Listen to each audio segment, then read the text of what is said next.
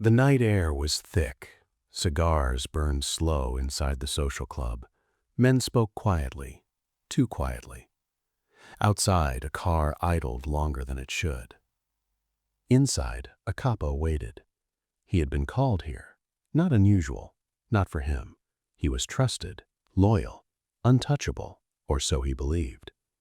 Then the door opened. Not a greeting, not a friend. Two men stepped in, calm, focused. No shouting, no warning, just gunfire. Short, controlled, professional. The capo dropped where he stood, blood spreading across tile that had seen decades of deals, whispers, and betrayal.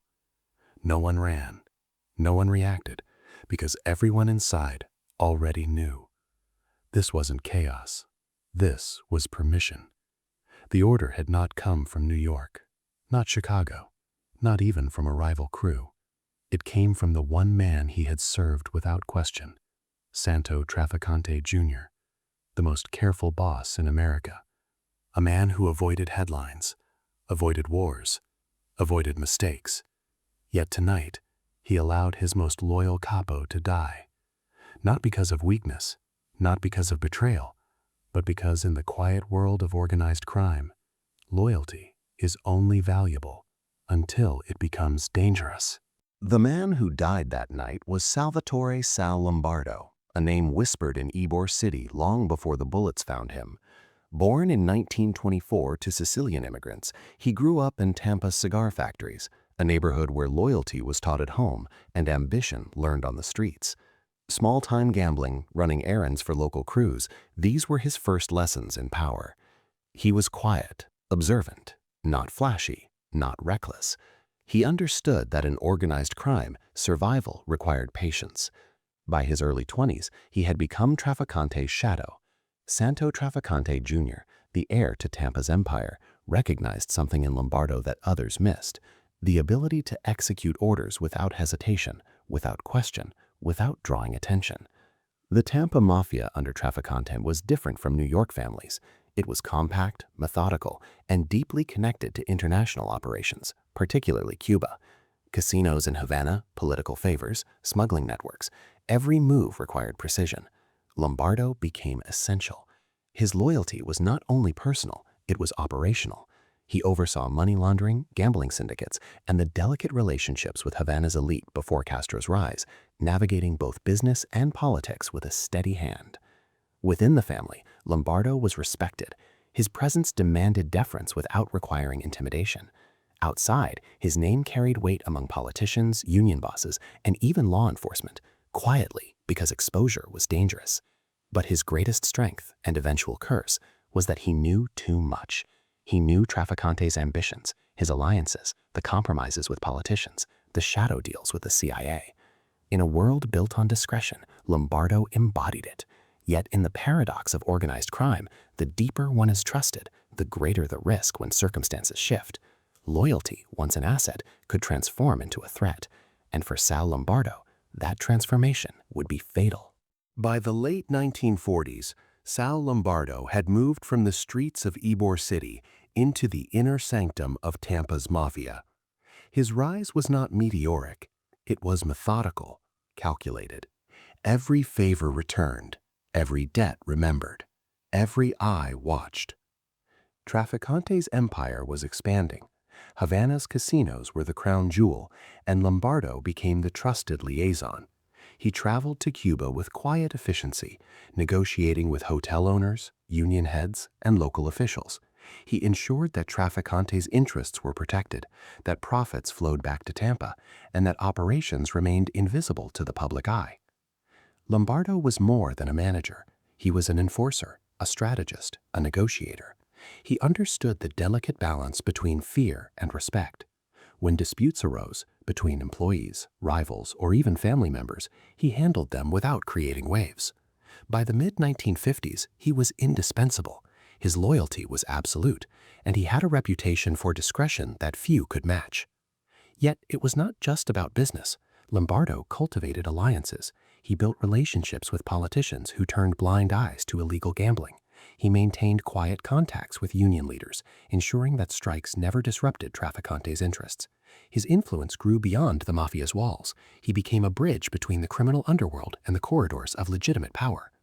Every success further entrenched him. The more he knew, the more Trafficante relied on him. He understood that in this world, power was layered. Loyalty earned you access, competence ensured survival, and knowledge made you both untouchable and dangerous.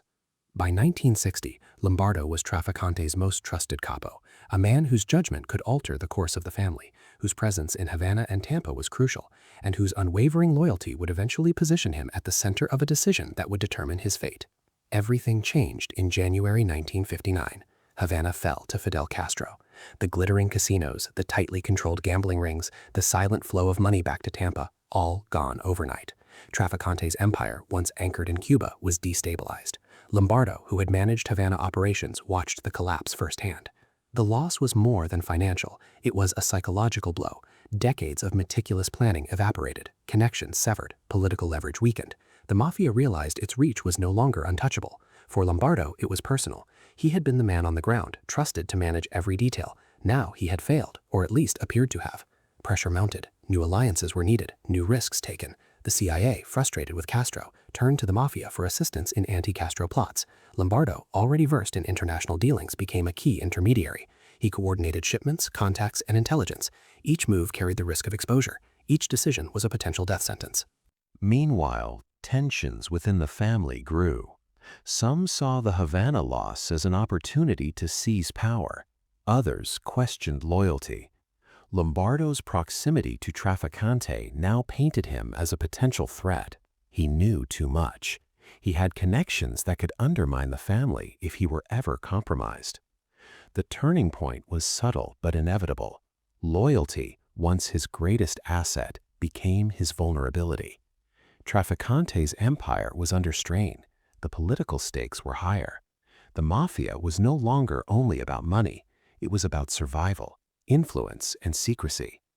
Lombardo had risen higher than most could imagine, but in the world he inhabited, a single miscalculation, perceived or real, could erase decades of trust. By the early 1960s, the lines between organized crime and politics blurred. The Cuban exile community in Florida had grown restless. The U.S. government, desperate to undermine Castro, looked to unconventional allies. The CIA, quietly, saw the mafia as a tool. Men like Lombardo became unwilling partners in a covert war. Lombardo's role expanded. He coordinated logistics for anti-Castro operations, ensuring that supplies, contacts, and intelligence flowed smoothly between Tampa, Miami, and beyond. These were delicate assignments. Failure meant not just financial loss, it meant arrest, exposure, or death. And yet Lombardo executed each task with precision, balancing criminal discretion with political demands. Trafficante, always careful, navigated the tightrope between legality and survival. His empire could not afford scrutiny. Lombardo became both shield and liability. He was the conduit through which sensitive operations passed. To outsiders, he was a loyal capo. To insiders, he was a repository of secrets, knowledge that could destabilize alliances if mishandled. Tensions increased when congressional inquiries began probing the mafia's connections to Cuba and anti-Castro plots. Pressure mounted from politicians demanding accountability, while law enforcement quietly tracked clandestine operations. Lombardo's visibility, once minimal, now attracted attention. Every meeting, every transaction, every shipment placed him in the crosshairs of both law enforcement and political operatives. The paradox of organized crime became clear. Influence could protect, but it could also endanger. Lombardo's loyalty was unquestionable, but in the entangled world of politics, loyalty alone could not safeguard him. The higher he rose, the more precarious his position became. The capo who had once been untouchable now teetered on the edge of exposure, his fate increasingly tied not to enemies, but to the very man he had served without question, Santo Trafficante Jr. By 1972, Lombardo's position within the Tampa family had shifted. The same hands that once guided him now kept him at a careful distance. Meetings that once required his presence were now conducted without him. Orders were whispered to others. Rumors spread quietly. He knows too much. The environment grew cold. Allies began to avoid him. Some who once deferred to his judgment now hesitated, questioning whether proximity to Lombardo was dangerous.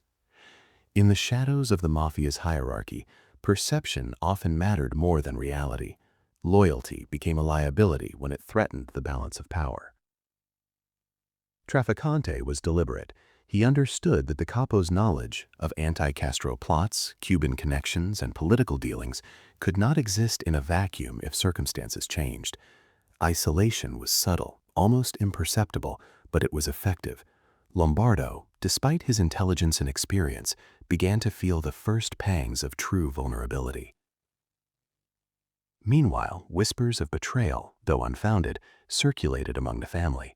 A man who had once been untouchable now became a subject of quiet suspicion. Those closest to him began answering to others, bypassing his authority. Even the political operatives he liaised with began seeking alternatives. It was a perfect setup. Lombardo remained loyal, yet he was increasingly irrelevant to day-to-day operations. The stage was set for a decision made not in haste, but with cold, calculated precision. In the Mafia, loyalty could be weaponized. And Lombardo, whose life had revolved around serving his boss faithfully, now stood at the precipice of a fate determined by the very man he had served without question. December 5th, 1975. The night was quiet. Too quiet. Ybor City streets reflected the yellow glow of streetlights on wet asphalt. Inside the social club, Lombardo sat alone, reviewing ledgers and contacts, routine work for a man of his experience. The men who entered were calm, professional, and unremarkable. They carried no emotion, only purpose. Their bullets were precise, executed without hesitation. Lombardo did not scream, he did not struggle. He knew in the final instant that his life was no longer his own. The decision had been made months earlier. Trafficante had allowed it. He did not raise a hand, he did not intervene. In the tightly controlled hierarchy of the Mafia, approval could be silent, invisible. A capo could be eliminated without public orders. Authority was enough, and Trafficante's authority was absolute. The execution sent a message. Loyalty had limits. Knowledge had limits. Survival depended on timing, discretion, and utility. Lombardo had been too useful to live in the long term, too connected to remain unquestioned. In a world where perception dictated power, even the most faithful could become expendable. Outside, the city continued as if nothing had happened. Inside, the absence of Lombardo would be felt immediately, both operationally and psychologically. The family remained intact, the empire survived, and the lesson was clear. In the shadowed corridors of organized crime, even the most trusted man could be erased with silent permission from the one who trusted him most. The morning after, Tampa awoke to silence. No alarms, no headlines, no immediate chaos. Lombardo was gone, but the family remained. Operations continued as if nothing had changed. The absence of the capo created a subtle shift, an invisible reminder of power and consequence. Law enforcement investigated, but the case yielded little. There were no witnesses, no confessions, no traceable evidence. Trafficante's meticulous planning had ensured that the execution left no fingerprints, literal or figurative. The Mafia's hierarchy had spoken, and the world outside could only guess. Within the family, reactions were calculated. Some mourned quietly, recognizing the loss of a man who had been both a shield and strategist. Others felt relief, understanding that a potential liability had been removed. The balance of power remained unchallenged. Trafficante emerged untouchable, reinforcing his reputation for control, precision, and ruthlessness. Even allies in politics and covert operations adjusted, noting the disappearance without public acknowledgement. The message was clear. Loyalty is conditional. Knowledge is dangerous. Survival requires not only skill, but also careful navigation of shifting alliances. Lombardo's death became a quiet legend, a story whispered among men who understood the stakes of organized crime. He had served faithfully, risen high, and fallen quietly, erased without spectacle. And in that silence, the true nature of power revealed itself, absolute, selective, and often merciless. We return to Ybor City, December 5th, 1975.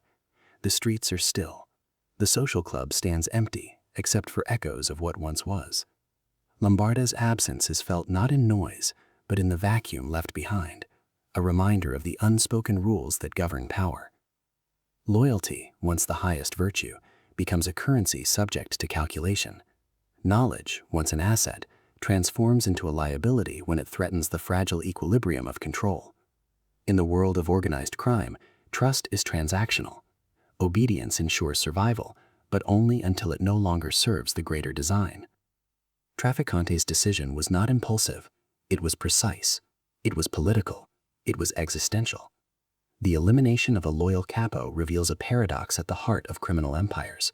Absolute power requires sacrifice, not just of enemies, but of allies. Even the most faithful may be expendable when the calculus of influence demands it. And yet, in that cold calculus, there is a haunting truth.